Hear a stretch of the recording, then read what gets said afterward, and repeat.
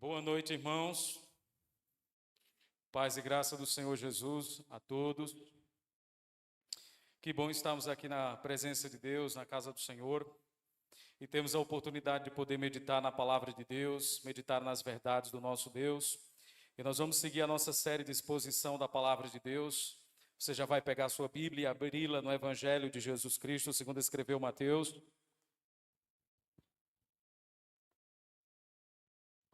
Capítulo 9, verso 10 a 13. Mateus, capítulo 9, verso 10 a 13. Também queria cumprimentar aqueles que nos assistem pela internet e que também nos assistirão posteriormente.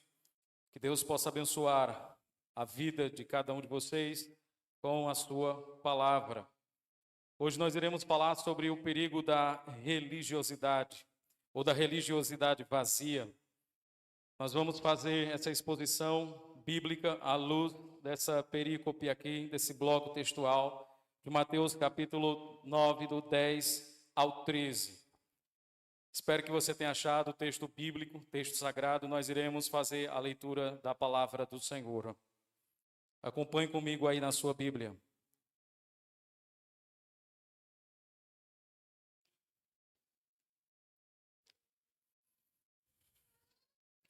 Queria agradecer aos irmãos aí que colocaram esse ventilador aqui atrás. Está muito bom, viu? Estou gostando bastante. Diz assim a palavra do Senhor, irmãos. E sucedeu que, estando ele em casa, à mesa, muitos publicanos e pecadores vieram e tomaram lugares com Jesus e seus discípulos. Ora, vendo isto, os fariseus perguntavam aos discípulos: por que come o vosso mestre com os publicanos e pecadores? Mas Jesus, ouvindo, disse: os sãos não precisam de médicos, ou de médico, mas sim os doentes. Ide, porém, e aprendei o que significa misericórdia quero e não holocaustos. Pois não vim chamar justos, e sim pecadores ao arrependimento. Talvez algumas versões bíblicas não tragam aí o termo arrependimento. Nós vamos nesse momento orar, nós vamos à presença de Deus em oração, meus irmãos, e depois iremos fazer a exposição do texto bíblico. Feche os seus olhos, vamos à presença de Deus. Senhor, nosso Deus e amado Pai, estamos convencidos, Senhor, de que o Senhor fala aos nossos corações por meio da Tua palavra. Nós temos experimentado, ó Deus, ao longo da nossa vida cristã, momentos em que o Senhor tem falado profundamente aos nossos corações e às nossas almas, Senhor. Mas nós cremos, ó Deus, que somente o Teu Espírito pode conduzir a palavra da nossa mente ao nosso coração. E a minha oração, ó Deus, é que o Senhor possa fazer isso, Pai. Se assim não acontecer, ó Deus, a palavra que não nos transforma, ela acaba nos endurecendo para o dia do juízo. E o que nós mais queremos, Senhor Deus, é que a Tua palavra possa transformar profundamente os nossos corações. Que neste momento o Senhor possa trazer, Senhor, a nossa mente. Se verdadeiramente, ó Deus, temos vivido a vida cristã como a Tua palavra nos ensina, ou se temos, ó Deus, mergulhado a nossa vida cristã nos acessórios da religiosidade vazia, ajude-nos, Senhor Deus, a compreendermos esse processo, pois muitas vezes podemos estar perdidos, Senhor, dentro da Tua própria casa. Que o Senhor nos ajude, ó Deus, na compreensão da Tua palavra e que Teu Espírito nos ilumine. É o que eu te peço em oração no nome de Cristo Jesus, o Senhor. Amém. Meus irmãos, no último domingo, nós ouvimos a exposição do verso de número 9, onde nós falamos sobre a vocação e o chamado de Mateus. O nosso Senhor Jesus Cristo, Ele chamou Mateus para segui-lo. Chamou Mateus para fazer parte daquilo que nós chamamos de colégio apostólico. Mateus era um cobrador de impostos e estava na alfândega, cobrando impostos para o Império Romano. Ele era altamente odiado pelos seus compatriotas. Ele era considerado a escória da sociedade dentro do contexto do povo judeu. Ele era altamente desprezado. Mas Jesus, passando ali, viu ele trabalhando no posto fiscal e o chamou. E Mateus, de forma imediata, ele segue o Senhor Jesus Cristo. E a gente aprendeu que a vida desse homem foi radicalmente transformada pelo poder do Evangelho de Jesus Cristo. A vida desse homem foi transformada e mudada. Depois que Mateus ele é chamado por Jesus, Mateus vai à sua casa, prepara um grande banquete, uma refeição, e ele convida publicanos e pecadores para participar daquela ceia. E ele convida Jesus também para participar daquela refeição.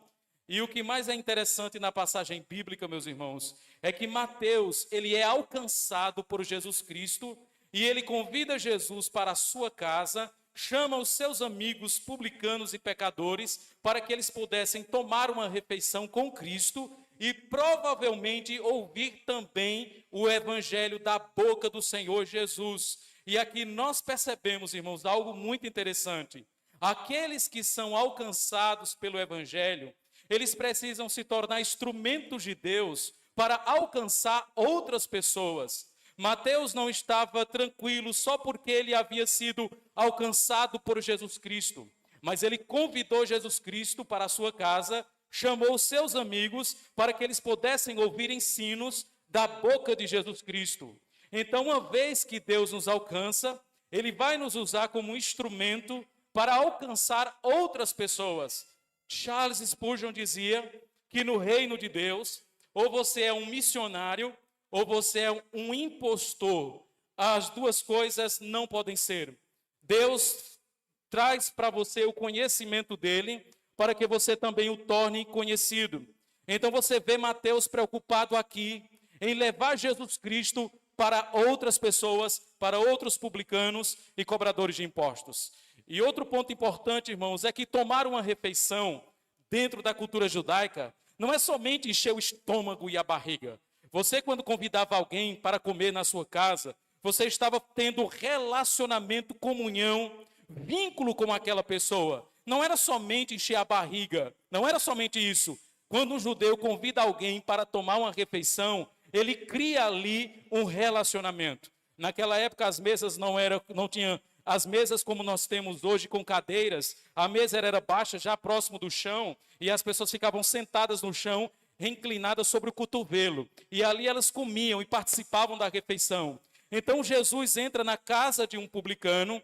Ao redor da mesa tem muitos pecadores e outros publicanos, e Jesus toma uma refeição com aquelas pessoas. E é interessante, irmãos, que a Bíblia vai dizer que os fariseus, no verso 11, eles viram toda aquela cena e eles dizem o seguinte, no verso 11: por que come vosso mestre com publicanos e pecadores? Os fariseus estavam ali à espreita, próximo da casa de Mateus, vendo Jesus tomar uma refeição com publicanos e pecadores.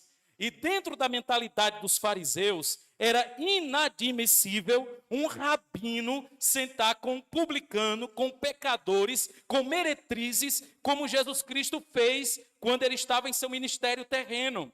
Jesus, ele não marginalizava essas pessoas. Jesus estava no meio dessas pessoas. Os fariseus, eles se consideravam os puros, os separados. É tanto que o termo fariseu, ela vem da palavra hebraica pirushim, que significa os separados, os puros, aqueles que não têm contato com aquilo que é imundo. E é interessante que um fariseu, se ele entrasse debaixo de um teto, de um publicano, de um gentil ou de um pecador, ele ficava cerimonialmente imundo. Então era inadmissível que um fariseu fosse na casa de uma pessoa que era ali a escória da sociedade e comesse com ela. Eles tinham que participar de um ritual de purificação se eles fizessem isso. Então, ao verem Jesus comendo com publicanos e pecadores, eles ficam altamente escandalizados. Mas olha que interessante. Na época de Jesus Cristo, existiam várias castas dentro do próprio judaísmo. O judaísmo não era um grupo monolítico, não era um grupo uniforme. Na época de Jesus, o judaísmo era dividido em várias facções. Você tem os fariseus, que são os mais conhecidos. Na época de Jesus, tinha mais ou menos 6.000 fariseus. Tinha os saduceus, que fazia parte da classe sacerdotal, era uma parte menor, mas eram poderosos politicamente falando. Eles controlavam a política do sinédrio. Você tinha, por exemplo, os essênios, que era também um movimento dissidente do judaísmo, que era composto por ascetas judeus, que viviam dentro das cavernas na região de Curã, no Mar Morto, e ali eles praticavam ascetismo, eles se afastavam da sociedade e ficavam dentro das cavernas. Na época de Jesus também tinha uma casta chamada de os zelotes. Os zelotes na época de Jesus eram terroristas, eram nacionalistas, eram judeus que estavam dispostos a matar e morrer para libertar o povo judeu do domínio e da opressão romana. Mas não só isso. Tinha também os herodianos, que era um grupo dentro do judaísmo que defendia a permanência de Herodes no governo da Judéia, como, por exemplo, hoje tem um bando de cristãos bolsonaristas. Naquela época eram os herodianos. Eles queriam que Herodes mantivesse o domínio na região da Judéia. Então, dentro do judaísmo existiam várias castas, e a mais conhecida era justamente a dos fariseus. Eles eram rigorosos com a lei de Moisés. Eles também tinham uma tradição oral dos antigos, que eles saíam passando de geração para geração. Eles não somente tinham os 10 mandamentos como regra de obediência, eles criaram 613 preceitos e regras para que os mandamentos de Deus não fossem quebrados. Era uma espécie de cerca em torno dos mandamentos. Então eles eram altamente radicais na busca por obediência à lei de Moisés. E quando eles veem Jesus adentrando a casa de um publicano e comendo com publicanos e pecadores, eles ficam escandalizados, porque isso era inadmissível para um rabino. Isso era inadmissível para um professor de teologia dentro do contexto judaico. Os fariseus não faziam isso, os saduceus não faziam isso. Pelo contrário, eles queriam distância desse povo. E nós temos, irmãos, nas Escrituras, uma passagem bíblica que Jesus conta sobre a oração do fariseu e do publicano. Se lembra dessa história? Que vai os dois ao templo, o fariseu ora de si para si, mostrando as suas qualidades, as suas qualificações morais, apresentando o seu currículo para Deus e dizendo ainda: Senhor, te agradeço por não ser um adúltero, um ladrão, e não ser como esse publicano. E o publicano lá atrás, na parte exterior do templo, dizia: Senhor, tem misericórdia de mim, pecador. Meus irmãos, dá para você perceber por esses relatos bíblicos o quão hipócritas e religiosos eram esses homens. Então, ao ver Jesus comendo com publicanos e pecadores, eles ficam escandalizados. E olha a atitude deles: por que come vosso mestre com publicanos e pecadores? Meus irmãos, eles fazem essa pergunta justamente porque eles não faziam isso. Eles não sentavam com publicano e com pecador para comer. E ao não fazerem isso, eles se consideravam moralmente superior aos publicanos e aos pecadores. E nós sabemos que eles não eram superiores moralmente, até porque em Mateus capítulo 23, Jesus censura duramente essa casta religiosa. Jesus diz: ai de vós, fariseus e escribas, ai de vós, fariseus e escribas, dando sanções de juízo sobre eles, mostrando que eles eram somente, a religiosidade deles era somente aparente, era estética, era externa, era uma religiosidade de verniz, onde Jesus diz que eles pareciam sepulcros caiados. Por fora era bonito, mas por dentro estavam cheios de ossos, de cadáveres. Esse era o real estado desses homens. Essa era a real condição em que eles se encontravam. Então eles não queriam sentar com os publicanos e pecadores para não ficarem cerimonialmente impuros ou externamente impuros, mas dentro desses homens estava cheio de imundícia. E Jesus diz que eles limpam o exterior do copo e do prato, mas o interior está cheio de impureza. Meus irmãos, quando eles questionam o fato de Jesus comer com publicanos e pecadores, primeiro eles se sentem melhores do que aqueles homens.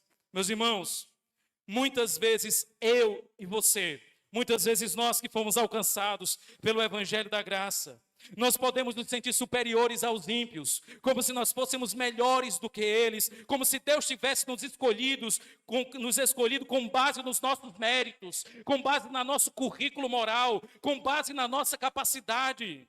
E nós sabemos que quando Deus nos chamou para a salvação, Ele nos resgatou da miséria, da iniquidade, do charco de lodo do pecado. Deus nos tirou das trevas. Então nós não podemos ter o nosso coração tomado por nenhum tipo de soberba, de arrogância, de prepotência, e nos sentimos superiores ao ímpio. Sabe por quê? Superiores ao incrédulo, porque se não fosse a graça de Deus, nós ainda estaríamos lá. Muitas vezes nós ficamos tão vaidosos e parece que Deus nos chamou com base em algo que Ele viu em nós. Mas não foi com base em algo que Ele viu em nós. Deus nos chamou por causa do seu próprio amor, por causa da sua misericórdia. O nosso estado era de morte espiritual, de miséria, de perdição. Mas Ele foi lá e nos alcançou e nos trouxe para si. Então nós não temos, irmãos, motivo nenhum para ficarmos vaidosos, para ficarmos orgulhosos, porque Cristo nos salvou. E me parece que, além de Deus salvar você, o fato de muitas vezes você participar de uma igreja reformada, parece que é mais um pontapé para a vaidade do coração. Eu sou cristão e reformado, cristão com selo de qualidade. Eu queria dizer para cada um de nós que está aqui presente, se não fosse a graça de Deus, você não estaria aqui. Você não foi alcançado por mérito. Você não foi alcançado pelo seu currículo moral, pela sua capacidade, pela sua performance. Não, você foi alcançado pela graça de Deus. E se não fosse essa graça maravilhosa, você estaria perdido. Portanto, esses homens aqui, eles se sentiam superiores moralmente aos demais. Irmãos, sabe o que Jesus diz? Publicanos e meretrizes estão entrando adiante de vós no reino de Deus. Quando Jesus fala isso, Ele está dizendo que enquanto os fariseus estavam se encabeçando em sua autojustiça, muitos publicanos e pecadores, quando olhavam para si, se deparavam com suas misérias espirituais, se arrependiam e confiavam unicamente em Cristo. Outro ponto importante, meus irmãos, é que esses homens aqui, eles eram presunçosos e cheios de autojustiça. Olha o que Jesus diz no verso 12. Mas Jesus, ouvindo, disse: os sãos não precisam de médicos, e sim os doentes. Irmãos, Jesus, ele trata aqui ele usa a metáfora da medicina aqui, ou o contexto da medicina, para falar com esses homens. Quando Jesus diz, os sãos não precisam de médicos, e sim os doentes. Quem eram os sãos? Os fariseus. Quem eram os doentes? Publicanos e pecadores. Quem era o médico? Jesus. O que era a doença? O pecado. Pelo menos é o que dá a entender por essa passagem bíblica. Primeiro, os sãos eram os fariseus. Os doentes eram os publicanos e os pecadores. Jesus era o médico e a doença era o pecado. A pergunta é, será que Jesus estava dizendo realmente que esses homens eram sãos? Ou será que Jesus está usando de ironia aqui nessa passagem? Será que Jesus não está sendo irônico com esses homens? Porque os fariseus, pelo relato de Mateus capítulo 23, eles não eram sãos coisa nenhuma. O interior deles estava cheio de imundícia. E quando Jesus diz, os sãos não precisam de médicos, mas sim os doentes. Eu não vim chamar justos, mas pecadores. Jesus está sendo irônico com aqueles homens, porque eles se achavam sãos, eles se achavam justos. E o que é interessante, irmãos, é que quando Jesus disse que eles eram sãos e justos, Jesus está falando a partir da perspectiva deles, porque eles se achavam assim. Os fariseus eram cheios de autojustiça. Eles acreditavam que por causa dos seus próprios méritos, da sua obediência moral e da sua conformidade externa à lei de Deus, eles tinham méritos diante do Senhor. Eles permaneciam na aliança que Deus havia feito com eles, pelos méritos deles. Eles eram cheios de autojustiça, eles eram vaidosos, eles confiavam em si mesmos. E Jesus está aqui desmoronando o castelo de cartas desses homens, da sua autojustiça. Meus irmãos, eu estou convencido que o que leva o homem para o inferno não é somente o pecado. O que leva o homem para o inferno é a autojustiça. Nós temos a escolha. Ou nós confiamos na justiça perfeita de Jesus e nos méritos dele, ou nós confiamos na nossa própria justiça e nos nossos méritos. Não existe meio termo nesse caminho. Se nós confiarmos na nossa autojustiça, nós estamos fadados à condenação. Mas se nós nos apegarmos firmemente à justiça perfeita de Jesus, nós teremos vida e vida eterna. Porque os méritos que nos salvam é os méritos de Cristo, é aquilo que Ele conquistou na cruz por nós. Me deixe falar mais algumas coisas com você. Pastor Tim Keller, falecido, ele diz algo muito importante.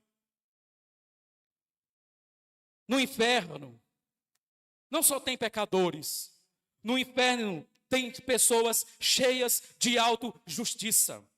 Porque pensa comigo, você foi alcançado pelo Evangelho? Você peca ainda? Sim ou não? E por que você é salvo, se você ainda peca? Mesmo depois de uma conversão verdadeira, nós ainda pecamos. Nós ainda fazemos coisas que desagradam a Deus. Nós ainda quebramos a lei de Deus. Então, se fosse o pecado de modo específico que nos levasse para o inferno, ninguém aqui seria salvo, porque nós ainda pecamos. Mas o que leva o homem para o inferno é ele confiar nos seus trapos imundos de autojustiça e rejeitar a justiça de Jesus Cristo. Só existe um caminho pelo qual o homem se chega a Deus, é Jesus. Ele disse que Ele era o caminho, a verdade e a vida, e ninguém iria ao Pai senão por Ele. Atos capítulo 4 diz que só existe um mediador entre Deus e os homens, Jesus Cristo o homem. Se você rejeita Jesus, você vai ter que estabelecer seu próprio caminho de salvação. Você vai ter que estabelecer seu próprio meio de salvação. Irmãos, não há esperança de salvação para quem rejeita Cristo. E os fariseus rejeitaram Jesus, eles confiaram na sua autojustiça. É por isso que Jesus diz, os sãos não precisam de médicos, mas sim os doentes. Os doentes aqui eram aqueles que reconheciam as suas misérias espirituais. Eram aqueles que reconheciam o seu estado diante de Deus e pediam socorro, pediam a misericórdia de Deus. Esses eram os doentes. Os fariseus se achavam limpinhos, separados, e eles rejeitaram Jesus. Irmãos, a religiosidade vazia.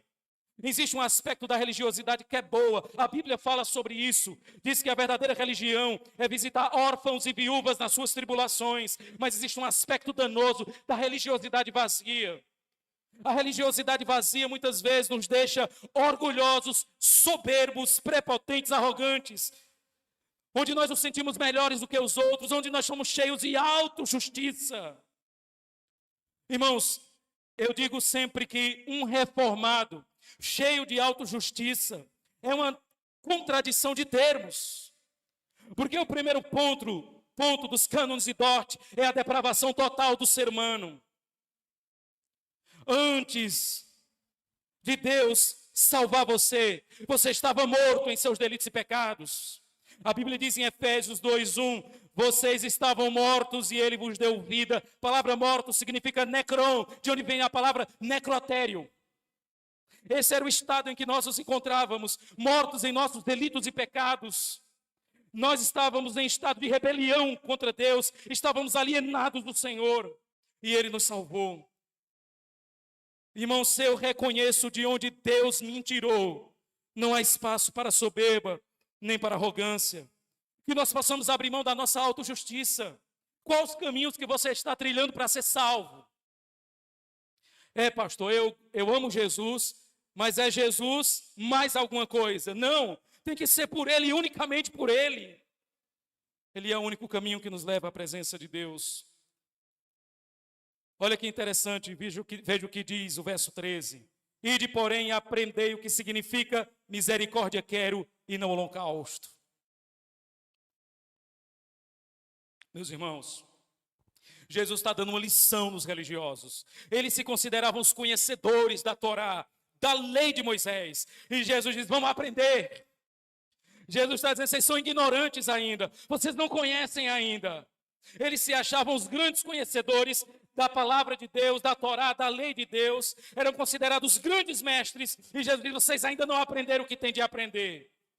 Veja o que diz Oséias capítulo 6, verso 6. Misericórdia quero e não holocausto, pois não vim chamar justos, e sim pecadores ao arrependimento. Irmãos, quando Mateus faz a citação de Oséias no Novo Testamento, na época de Oséias, de Oséias, as pessoas estavam vivendo um formalismo religioso e vazio, enquanto desprezavam o próximo. Viviam uma religiosidade vazia, superficial, enquanto não exerciam misericórdia.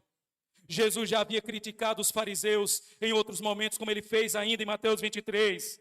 Vocês dão dízimo do endro, do cominho, da hortelã, e esquecem o mais importante da lei: amor, justiça e misericórdia. Meus irmãos, todo religioso, ele acha que sabe tudo. Todo religioso, ele acha que sabe demais. E Jesus olha para esses homens e diz assim: vão e aprendam o que significa misericórdia eu quero e não sacrifício. Porque mais importante para Deus é obedecer do que sacrificar. Muitas vezes nós estamos tão envolvidos em tantos rituais e muitas vezes nós esquecemos de exercer misericórdia. Todo religioso, ele é implacável com o seu próximo. Uma das características de uma pessoa religiosa é que ela é cega para os seus próprios pecados, mas ela tem uma visão boa para os pecados dos outros. Uma pessoa religiosa, ela é altamente rigorosa com o pecado do próximo, mas ela é tolerante com o seu próprio pecado. O seu pecado no outro fede mais do que nela mesma. Isso é característica da religiosidade vazia. Meus irmãos, algumas conclusões que eu tiraria para nós nessa noite de hoje. A primeira delas seria a seguinte: o religioso, ele sempre vai se achar o padrão de moralidade e com isso sempre vai desprezar aquele que considera inferior. O religioso, ele sempre se acha o grande padrão de moralidade e sempre vai desprezar aquele que ele considera inferior. Você já parou para perceber que muitas pessoas dizem assim: rapaz, eu tenho um pecado, agora como fulano, eu não tenho. Eu posso ser ruim, mas como ciclano, eu não sou. Você percebe que quando a gente vai exibir a nossa moralidade, a gente sempre compara ela com o outro. Por que nós não comparamos a nossa moralidade com a de Cristo? Que é o nosso padrão. O nosso padrão não é nosso vizinho. O nosso padrão é Cristo. Sabe por que você não compara a sua moralidade com Cristo? Porque você vai perder, e perder feio. Porque Ele é o suprassumo da perfeição. Quando eu me comparo com o outro, eu sempre em algum momento vou sair em vantagem. Até que eu me comparo com Jesus e eu vejo o quão distante eu estou do padrão de Jesus Cristo. Todas as vezes que você se achar bom, todas as vezes que você se achar num patamar superior de moralidade, olhe para Cristo. E você vai ver o quão miserável você é. Você vai ver o quão imperfeito você é. E o quão pecador você é. Mas se você se comparar com seu vizinho, você vai sair soberbo. Porque você vai encontrar em você qualidades que ele não tem. Mas olhe para Cristo. E você vai ser desmoronado e quebrado por Ele. Porque Ele sempre está acima de nós. Cristo, Ele é a perfeição. Nós estamos sendo conformados à imagem de Cristo ao longo da nossa caminhada cristã. O nosso padrão é Jesus. Jesus é o nosso padrão maior e elevado. Pare de se comparar com seu irmão, com seu vizinho, com o seu próximo. Olhe para Jesus. Pegue sua moralidade e passe no crivo da moralidade de Cristo. E você vai ficar aos farrapos. Porque nós estamos distante dele. Anos-luz de distância. Segundo, meus irmãos, o religioso, ele sempre vai ser rigoroso com o pecado dos outros, mas ele sempre vai ser tolerante com o seu próprio pecado. Você vê aqui na passagem bíblica, eles desprezavam os publicanos, eles desprezavam os pecadores, enquanto eles tinham o coração eivado de impurezas, e eles se achavam o suprassumo de tudo. Eles eram rigorosos com os outros e eles eram tolerantes consigo mesmos. Eles mudavam de calçada quando viam um publicano. Eles mudavam de calçadas quando viam um pecador. Se a sombra de um publicano passasse por perto de um fariseu, ele ficava cerimonialmente impuro. Irmãos, essa religiosidade é somente religiosidade estética. Muitas vezes nós condenamos os outros pecados que nós toleramos na nossa própria vida. Não é doce falar do nosso irmão que fofoca. Não é doce falar do nosso irmão que é maledicente, que muitas vezes é imoral. Mas quando o pecado está em nós, nós buscamos justificar, racionalizar, negar, fazer vista grossa e passar os panos sobre ele. Mas quando o pecado nosso está sendo cometido por outros, nós somos implacáveis, justiceiros. Tem gente que diz, pastor, eu odeio o pecado. E eu digo, nós temos que odiar o pecado. Mas comece odiando o pecado na sua própria carne, na sua própria natureza. Comece odiando o pecado em você mesmo, porque odiar o pecado no outro é fácil. Odeie o pecado em você mesmo e verdadeiramente você vai odiar o pecado. Se você só odeia o pecado no outro, você não odeia o pecado, você odeia o outro. Mas se você odeia verdadeiramente o pecado, a começar por sua vida, verdadeiramente você odeia o pecado. Os fariseus, eles odiavam o pecado que outros cometiam. Mas eles tratavam seus próprios pecados interiores como um bichinho de estimação. Eles eram limpinhos. Eles faziam cerimônias de purificação. Quando ia no mercado, lavava as mãos para comer, para tirar toda a impureza, para que nenhuma bactéria pudesse ser ingerida por ele e ele ficar cerimonialmente impuro. Eles eram limpinhos esteticamente, externamente, mas interiormente eram podres. Terceiro, a autojustiça vazia. Ou a autojustiça é a marca da religiosidade vazia. Hoje despreza Jesus Cristo e estabelece seu próprio caminho de salvação. Irmãos, Jesus falou para os fariseus, todo pecado se perdoará aos filhos dos homens. Aquele que peca contra o Pai tem perdão, aquele que peca contra o Filho também tem perdão, mas aquele que peca contra o Espírito Santo não tem perdão. Jesus fez milagres, sinais extraordinários diante desses homens, e eles permaneceram rejeitando Jesus, dizendo que o que Jesus fazia era pelo poder do diabo. Eles rejeitaram a Cristo. Meus irmãos, a autojustiça é uma praga que tem destruído a vida das pessoas.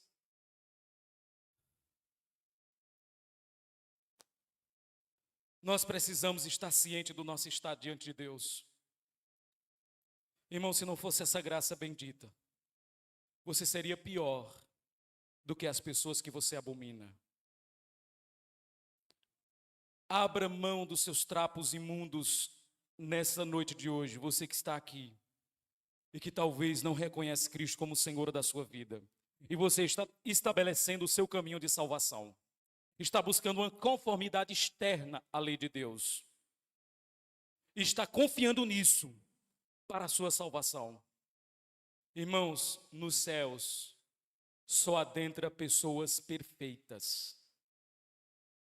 Para você entrar no céu, você tem que ser perfeito. A Bíblia diz que de fora fica quem? Os impuros, os cães, os pecadores. No céu só entra a pessoa perfeita. Você é perfeito? Pastor, eu tenho feito por onde? Eu não perguntei se você tem feito por onde. Eu estou perguntando se você é perfeito. Pastor, eu tenho dado os meus pulos. Eu também não perguntei se você tem dado os seus pulos. Eu estou perguntando se você é perfeito. Olha, pastor, eu nunca roubei, eu nunca matei, eu nunca agredi meus pais. Fale mais das suas qualidades. Em algum momento você vai dar com a cara na parede. Ah, pastor, eu nunca furtei nenhuma caneta de ninguém, mas já desejou a coisa do outro, né? Isso é quebra dos mandamentos. Pastor, eu nunca tirei a vida de ninguém, já tive até vontade, mas nunca fiz. Isso é quebra dos mandamentos. Deixa eu dizer uma coisa para você. No céu só entra gente perfeita. Aqui não tem gente perfeita. Então logo ninguém aqui entra no céu. Será que é isso mesmo, o silogismo? Irmãos, de fato, no céu só entram pessoas perfeitas. E nós só encontramos uma pessoa perfeita que pisou nesse mundo. E essa pessoa não é você. Essa pessoa é Jesus Cristo. A Bíblia diz que em tudo ele foi tentado, sem pecado algum. Se esse texto fosse ser escrito sobre nós, seria tentado em tudo e pecado em tudo. mas ele foi tentado em tudo e ele nunca pecou.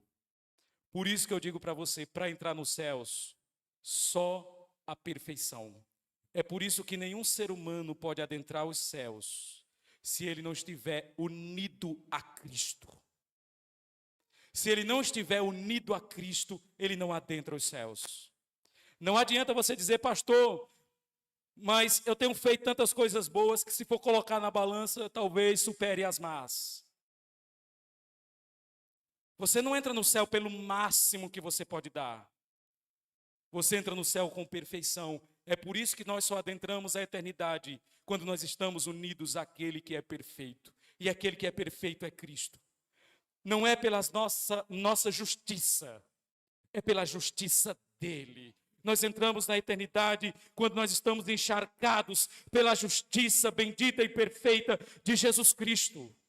Sem a justiça perfeita de Cristo, nós não entramos. É por isso que diante de Deus a gente sempre vai dizer, Senhor, se dependesse de mim, dos meus atos, das minhas obras pessoais, eu estaria no mais profundo do abismo, no inferno. Mas eu estou, Senhor, ancorado na justiça perfeita de Jesus, e nele eu confio, e nele eu tenho vida eterna. Nós temos que nos apegar com alguém que é maior do que nós. Nós temos que nos apegar com alguém que é mais perfeito do que nós. Com alguém que nunca pecou. Com alguém que sempre obedeceu a Deus. E essa pessoa é Jesus Cristo. Essa pessoa é Jesus. Nessa noite de hoje, se você está aqui confiando em sua justiça, em sua autojustiça, em sua justiça pessoal, você não vai adentrar a eternidade. Você vai cheio de autojustiça para o inferno. Abra mão, nessa noite de hoje, da sua autojustiça. E confie em Cristo unicamente. Quem peca contra o Pai tem perdão, contra o Filho tem perdão, mas não contra o Espírito Santo, porque Ele é quem testifica de Cristo ao homem. Se o homem rejeita Cristo, ele peca contra o Espírito Santo. E não há esperança de salvação para essas pessoas. Ah, pastor, mas eu conheço alguns pastores que falam que pessoas de outras religiões, como o islamismo, o budismo, o hinduísmo, shintoísmo, podem ser salvas, porque no fim das contas todo caminho vai levar a Deus, todo caminho vai levar em um destino só. Isso é mentira. De fato, pode ser que sim, pode ser que no fim todos os caminhos levem a Deus, mas nem todos os caminhos levam à salvação, porque quando você fechar os seus olhos, você vai ter que se deparar com Deus como seu pai, ou com Deus como seu juiz, mas você vai ter que se deparar com Ele. Quando você fechar os seus olhos nesse mundo, você se deparará com o Senhor. E se Ele for o seu Pai, vinde benditos para o reino que vos está preparado antes da fundação do mundo. Se você se deparar com Ele como juiz, apartai-vos de mim, malditos, para o fogo eterno, preparado para o diabo e seus anjos. Que nessa noite de hoje, meus irmãos, nós possamos nos despojar da religiosidade vazia, da estética da religiosidade. Entenda que a obediência a Deus não requer somente atos externos. A obediência a Deus requer o nosso coração. Não adianta você ser bonito por fora e um espantalho por dentro. Não adianta que por fora você aparentar uma piedade, mas dentro do seu coração você desprezar a Cristo e buscar na religiosidade uma forma de aplacar a ira de Deus. Eu queria nesse momento orar por você. Eu queria orar por sua vida. Eu queria colocar nossos corações diante do Senhor. Feche os seus olhos nessa noite. Oh Deus,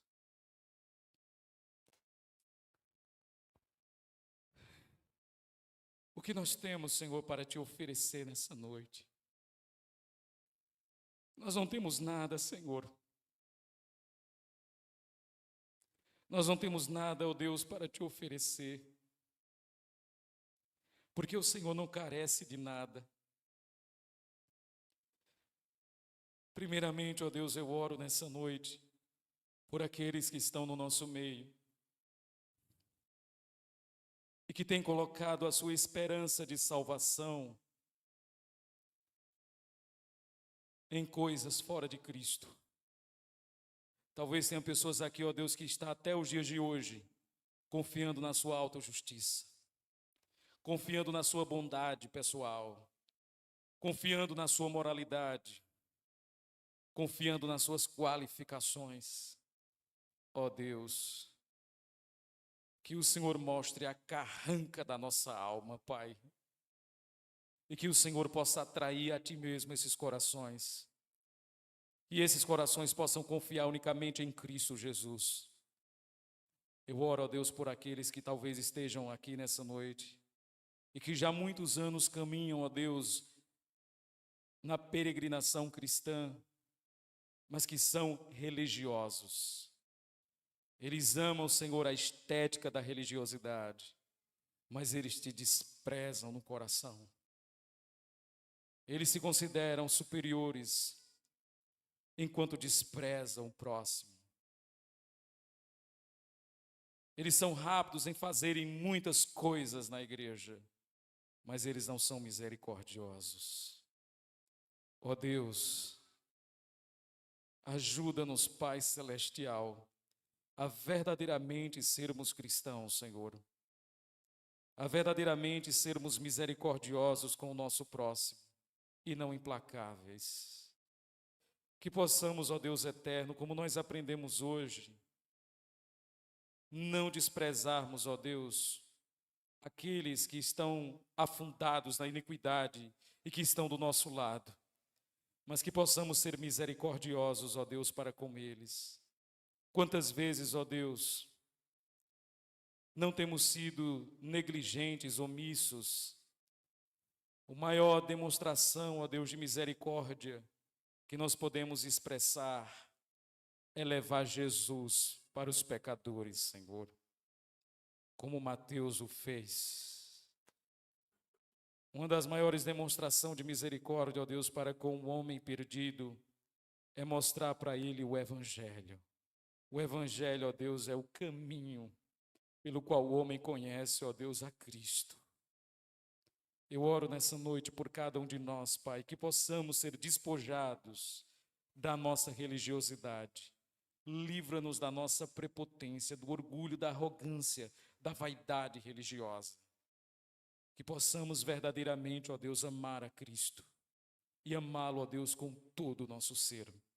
Obrigado por tudo, Pai, por esse momento. Em nome de Jesus.